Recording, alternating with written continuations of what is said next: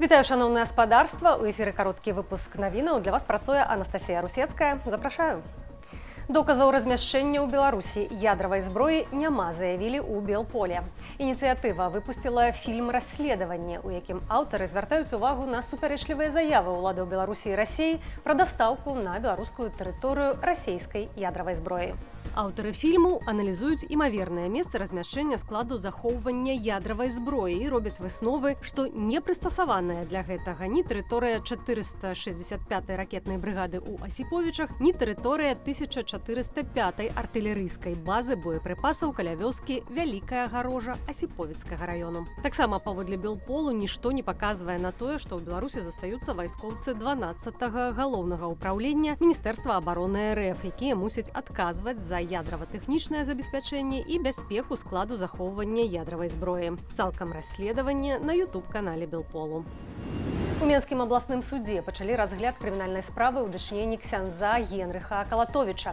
Паседжанні будуць праходзіць у закрытым рэжыме. Пробашча касцёлу святога Язэпа Воложання абвінавачваюць у здрадзе дзяржаве. Каталіцкага святара затрымалі ў лістападзе 2023 года. Паводле абвінавачання ён нібыта перадаў камусьці сакрэтную інфармацыю, праз што дзяржаве была нанесеная шкода на суму эквівалентную мільёну еўраў. Каардынацыйная рада заклікала ініцыяваць перамовы з уладамі Беларусі наконт магчымага абмену экс-каліноўца Васіля Верамейчыка на грамадзянаў Беларусі, асуджаных у Літве і Украіне за шпіянаж у інтарэсах Беларусі. Пра гэта гаворыцца ў звароце да міжнароднай супольнасці і праваабарончых арганізацыяў. КР просіць урад Украіны прызнаць Васіля Верамейчыка ваеннапалонным і залучыць яго ў абменны фонд. Урады іншых краінаў спыніць супрацу з сілавымі структурамі Беларусі, Літву, перагледзець падыходы да надання міжнароднай абароны і гуманітарнага ВНЖ беларусам. Паводле паплечнікаў з блоку Пракоп'ева-Ягорава мужчыну затрымалі 13 лістапада ў Хашыміні і на наступны дзень экстрадавалі ў Беларусь.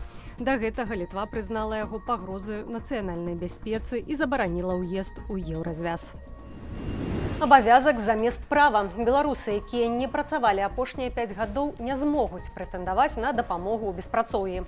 Новае абмежаванне для тых, каго дзяржава называе дармаедамі, увядуць у наступным годзе. Як паведамляе выданне «Зеркала», гэта вынікае са зменаў у заканадаўстве аб занятасці.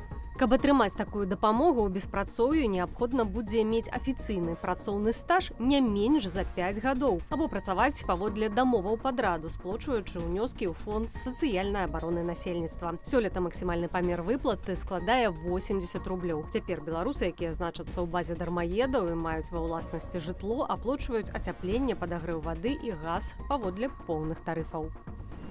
У Вільні каля аэрапорту разбіўся грузавы «Боінг».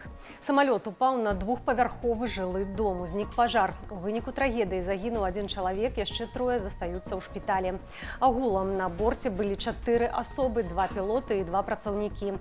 Паліцыя павяла, што з дому пацярпелага пры падзенні самалёта эвакуявалі 12 чалавек. Борт, які зазнаў аварыю, рыхтаваўся заходзіць на пасадку. Самалёт кампаніі Swift Air здзейсняў рэйс з Ляйпцыгу для ДГЛ. Найбольш імаверная прычына авіякатастрофы – няспраўнасць або памылка экіпажу. Аднак пакуль версіі тэракту таксама не выключаюць. Пра гэта заявіў генеральны камісар паліцыі Арунас Паўлаўскас.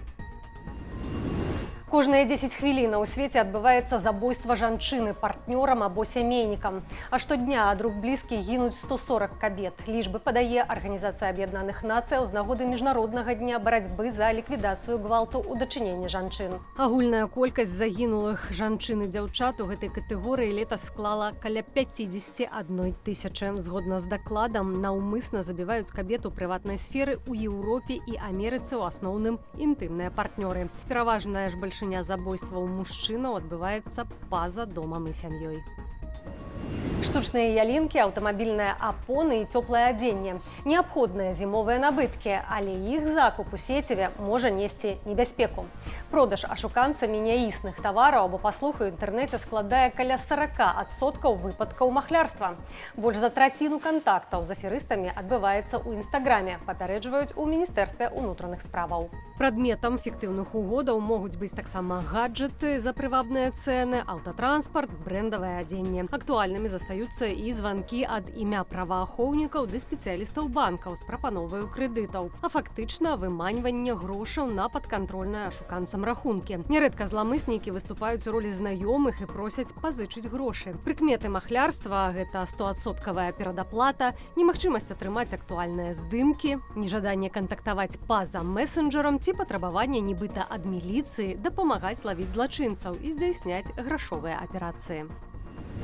Берасцейцаў мясцовыя ўлады на навагоднія святы парадуюць 2 новымі ялінкамі. Размесцяць іх на прывычных месцах. Паабяцалі таксама новыя святочныя інсталяцыі, але падрабязнасцяў не раскрылі. Плануецца сюрпрыз. Купіць жа ўласную жывую ялінку берасцейцы і не толькі здолеюць праз 3 тыдні. Гэтак ялінкавыя кірмашы ў Берасці пачнуць працаваць 17 снежня, а ў Віцебску і Менску на дзень раней 16 снежня. Калі вы глядзіце гэты выпуск у Ютубе, заклікаю ставіць упадабанні і каментаваць, калі для вас гэта бяспечна.